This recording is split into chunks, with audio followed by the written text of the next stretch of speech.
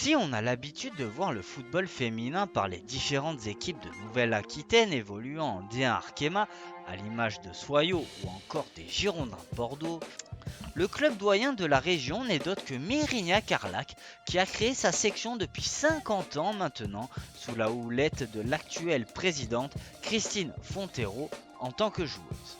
Au sein des écureuils, le but est simple, mettre l'équipe masculine et l'équipe féminine sur un pied d'égalité. On est parti entre copines, on était surtout des filles de dirigeants ou des femmes de joueurs ou de dirigeants aussi. Et on a décidé de monter cette section féminine donc dans l'année 72. On l'a constituée avec, et là c'était très particulier, c'est qu'on avait une équipe de hand qui jouait au SPUC en division 1. Dont la capitaine était la femme de Tony Trijoulet, qui était donc à Arlac. Et on a décidé de monter cette section avec ces filles-là. Et le samedi soir, elles partaient jouer dans tous les coins de la France. Et le dimanche, elles étaient là avec nous sur les terrains. Et on a démarré, bien sûr, au plus bas niveau, puisqu'à l'époque, on n'avait pas beaucoup d'équipes féminines. Voilà. Donc elle a été créée comme ça. Et ensuite, au fil des années, on avait une équipe 1, après une équipe 2. On a commencé à monter une école de football en 79 à peu près. Alors effectivement, à l'époque, ça ne ressemblait pas à ce qu'il y a aujourd'hui à Arlac. Mais c'est vrai que le club d'Arlac est un club qui a fait démarrer le foot féminin. Ça fait 50 ans que je suis dans le foot féminin et je me rends bien compte qu'effectivement, depuis quelques années, il y a un coup de projecteur sur le foot féminin avec la D1.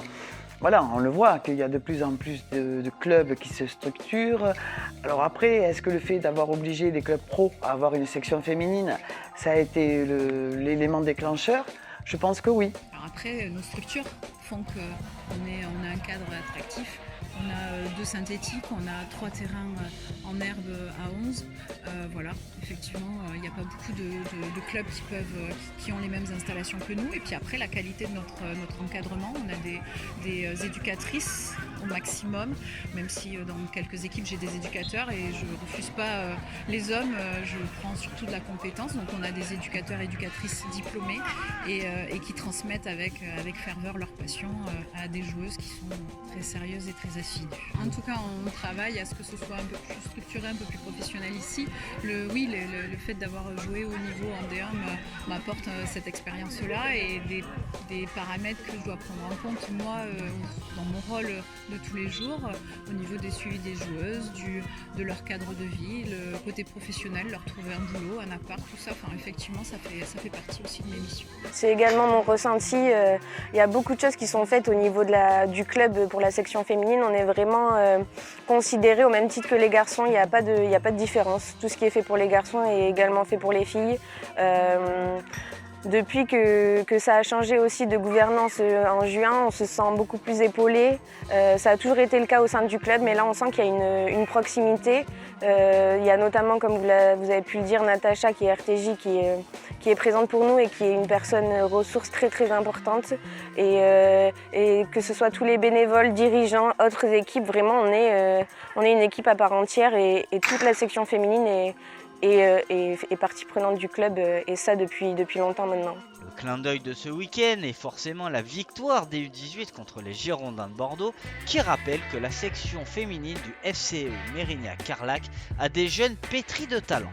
La dernière en date est la défenseur de l'équipe première Agathe Felden. La native de Châtellerault a pu goûter cet hiver à l'équipe de France U17 lors de la dernière Coupe du Monde qui s'est déroulée en Inde. Toutes les composantes du club sont forcément fières d'elle et ne tarient pas d'éloges concernant la joueuse qui évolue au pôle espoir féminin de Nouvelle-Aquitaine. Bien sûr que c'est encourageant. Agathe, c'est notre vitrine au niveau du football féminin, c'est notre vitrine. En plus, c'est une fille qui est très gentille, très simple, très abordable, donc voilà, ça se passe très bien. Et puis c'est vrai que quand on dit qu'on a Agathe chez nous, déjà, c'est bien pour le club et puis c'est bien pour elle aussi qu'elle sache patienter, qu'elle ne brûle pas les étapes. Parce que c'est toujours le problème un petit peu quand on est jeune. Bon, bien sûr, on a envie d'aller jouer plus haut, on est un peu sollicité. Après, voilà, c'est compliqué parce qu'il faut quitter le cocon familial. Donc, elle prend son temps et je pense qu'elle prendra la bonne décision. Quand il faudra qu'elle parte, elle partira. Et on sera très fiers qu'elle parte jouer plus haut. Pour nous, c'est un avantage. Déjà, en termes de lisibilité, c'est très important. Le fait qu'elle joue avec nous, ça lui permet d'avoir du temps de jeu. Peut-être qu'elle est jeune, hein, elle passe le bac cette année, elle a 17 ans. Donc si elle était partie dans un club plus haut, elle aurait peut-être beaucoup moins joué, elle aurait beaucoup moins de temps de jeu. Mais pour nous, c'est une joueuse qui est très intéressante. Après, notre objectif, c'est de la faire progresser, de l'emmener. Elle est vraiment dans une démarche, pour ce qui la concerne, dans une démarche de haut niveau. Puisqu'elle est au Pôle Espoir, donc elle s'entraîne toute la semaine. Mais pour nous, c'est vraiment intéressant d'avoir des joueuses comme ça. Le fait d'accéder à une D3, ça peut nous permettre justement d'attirer et de faire jouer d'autres joueuses qui seraient dans son cas. Oui, bah après je pense que ça peut faire plaisir, oui, je le ressens pas trop comme ça.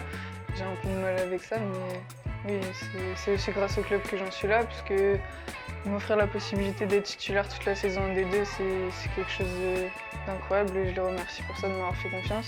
Ils ont aussi mis des choses en place pour que je puisse rester hébergée, par exemple. Donc voilà, tout se passe bien, ouais. Je vous remercie. Ouais, effectivement, j'ai eu la chance aussi de jouer l'Euro en fin d'année scolaire. Mais oui, c'est une expérience incroyable de vivre une Coupe du Monde. C'est autre chose que l'Euro, c'est un cap au-dessus. Il y a tout ce qui est télé, réseaux qui viennent dans cette compétition, mais ça a été une super expérience humaine et sportive. Malheureusement, on n'a pas fait un super résultat, mais j'en tire quand même une bonne expérience. Et les nouvelles générations de la section féminine veulent également suivre leur propre parcours, puisque les U13 de Mérignac-Carlac ont lancé une cagnotte pour pouvoir participer à une compétition européenne se déroulant à Barcelone.